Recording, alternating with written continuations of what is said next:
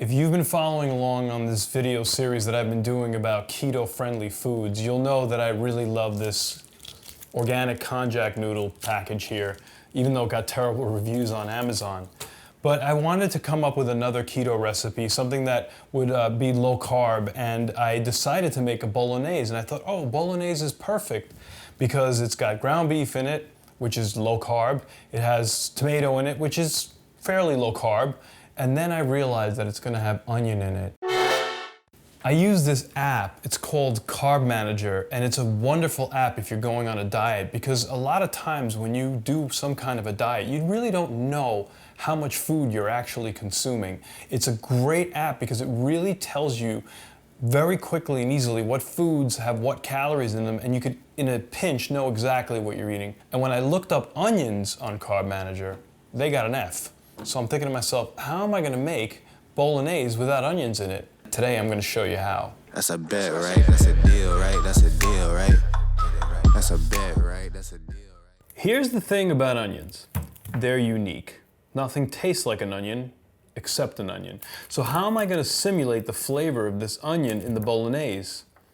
I thought, well, let me break it down into three things, right? We have texture, we have flavor or scent, and sweetness. First, I decided to tackle the texture. What vegetable is similar to onion when it's cooked? And I thought instantly that bok choy would work great, the white portion of the bok choy, the stem. Sweetness isn't a problem either, because with monk fruit sweetener, we can basically sweeten the dish with very few carbs at all. The final problem, which was the hardest, was trying to find something that tastes like an onion that is carb-free. Not an easy task to do. So I said, well, why don't we just add a little bit of onion powder to it? Will it be putting some carbs and sugars back into the dish? Yes, but an insignificant amount. And I think it worked out pretty well.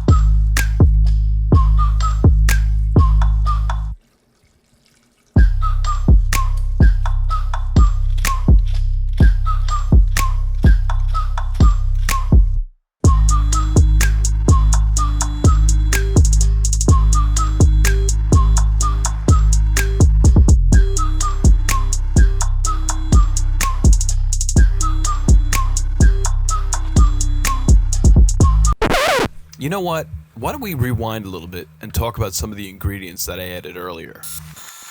Add about 1/4 inch to 1/2 inch of water to the bottom of the pan so that the bok choy stems will wilt. The seasonings that you're seeing here are part of a recipe on my website called The Italian Stallion. That's at warehousechef.com. You can also watch the video for how I make this seasoning by clicking on the link in the top right-hand corner. But basically, it's a teaspoon of oregano, 3 bay leaves, 1/4 teaspoon of crushed red pepper, 2 teaspoons of fresh basil, and the cinnamon sticks that you see here, that's my wife's idea, and it's fantastic. There's our monk fruit sweetener, which is going to give our bok choy stems a little sweetness, followed by some onion powder, which is going to give our bok choy stems the flavor of onion. And I also added about 1/4 teaspoon of fresh ground black organic pepper. We're going to boil that water down until there's none of it left. To this, we're going to add some organic olive oil and then saute the bok choy stems to give them a nice brown color. Now we render off the fat from our ground beef. I used all 3 packages from the Costco organic beef 3-package set that you purchase because I knew that I would be able to freeze this bolognese and use it in the future. Once it's all browned off, I chose to pour off about half of the liquid.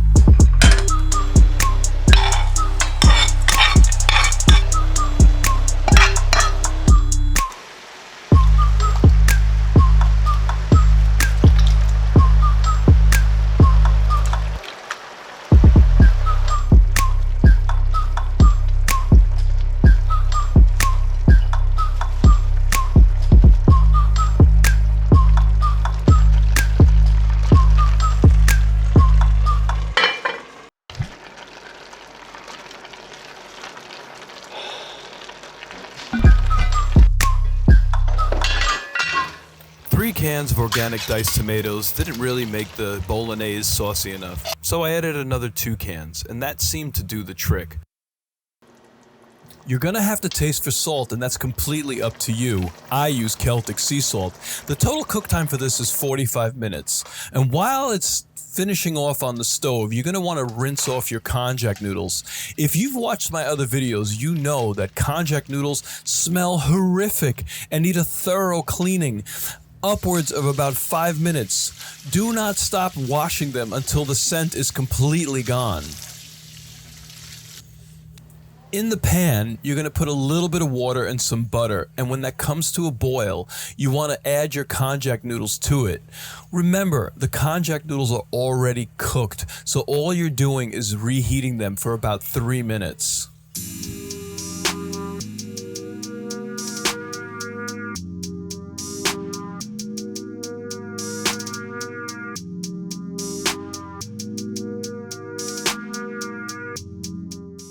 So whether you're on a keto diet or not, don't be afraid to give this bolognese a try because it's absolutely excellent.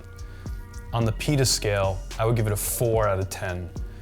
Go to my website, awarehousechef.com, and you can download the entire recipe there in detail. Also, please hit subscribe, ring that notification bell, and tune in for next week's episode. Thank you so much for watching.